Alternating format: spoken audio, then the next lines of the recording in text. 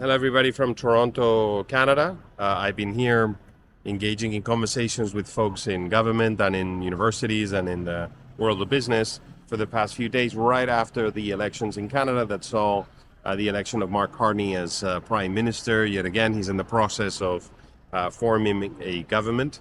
Now, a number of very interesting things have stood out for me during this visit. One is I knew of the interdependence between the Canadian and the American economy, the U.S. economy.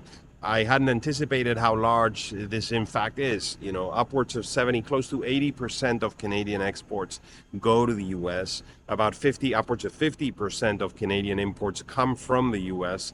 Just to give you a sense of how severe this is, Canada has upwards of 70 odd oil and gas pipelines. They all go to the south, to the US. They're all north-south infrastructure. None of it goes to the east or the west and the ports for exports. So the intertwining between these two economies is extraordinary. And by the way, this is disproportionate for Canada because the trade intensity for Canada is much greater. So the proportion of the Canadian GDP linked to trade is much greater than that of the US. So this makes it more vulnerable and exposed to changes in that relationship, which of course is rapidly changing because of the tariff policy and others, and including, by the way, the threats from the US about Canada becoming forcibly the 51st state. Now, this dependency extends to defense and to other areas, but you know, this is a very traumatic process for Canada of breakup with the United States, which is what the Prime Minister has been saying. And in fact, he said it during the campaign and now right after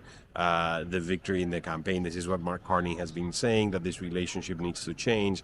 But it's hard for us from Europe to imagine what this means. Is the closest to this is a Brexit or a forced departure of an EU member state from the EU. Now, the second thing that has stood out for me is the fracturing of the internal Canadian market. So Canada is very far from being a perfect market. There are many tariff and non-tariff barriers across states in Canada. This needs to change. The Prime Minister wants it to change.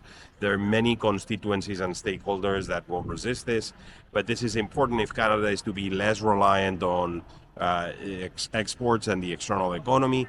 And to be quite frank, it's very important if Canada is to do to take on a fundamental priority of diversification with new trading partners. The effectiveness of Canada's external trade relations will to a large extent depend on Canada's ability to perfect its own internal market, because it will make international trade far more interesting for partners from around the world. Now, a final observation, which is if you're sitting in Canada and you're looking for partners different to the US, the EU stands out as arguably the only one of the scale and the size necessary. So the Canada-EU relationship, I believe, should be elevated to a truly strategic level, and there should be conversations short of membership, but on all sorts of areas and fields. We have CETA, which is the free trade agreement across the Atlantic. It doesn't include energy and other areas that could be considered, but if Canada is to truly be autonomous, it will need to elevate this relationship quite markedly. Anyway, fascinating set of days. Canada is undergoing a fundamental change to its worldview, its outlook, and its strategic priorities. Thank you, everybody. Bye-bye.